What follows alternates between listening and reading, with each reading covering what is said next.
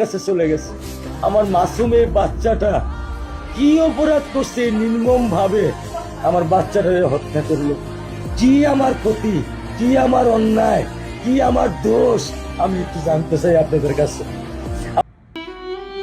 আমরা জাতি হিসাবে লজ্জিত তোমার কাছে। এই অল্প বয়সে তোমাকে চলে যেতে হবে এই দুনিয়ার মায়া থেকে। কিন্তু আমরা সাধারণ জনগণ, আমরা দেশের মানুষ, আমরা তোমার হত্যাকারীর বিচার চাই। আমরা এই হত্যাকারীর দৃষ্টান্তমূলক শাস্তি চাই। যত দ্রুত সম্ভব তাকে গ্রেপ্তার করে তাকে ফাঁসির কাজটা ঝুলান। মাননীয় প্রধানমন্ত্রী, আপনি এই 3 মাস হয়েছে ক্ষমতায় আসছেন, আপনি অনেক ভালো কাজ করছেন, আপনি এই ভালো কাজটা করেন প্লিজ। এই হত্যাকারীকে যত দ্রুত সম্ভব গ্রেপ্তার করে তাকে সর্বোচ্চ শাস্তি, মৃত্যুদণ্ড দিয়া দেন। দেখবেন আপনার সরকারের প্রতি, আপনার প্রতি মানুষের ভালোবাসা হাজার গুণে বেড়ে গেছে।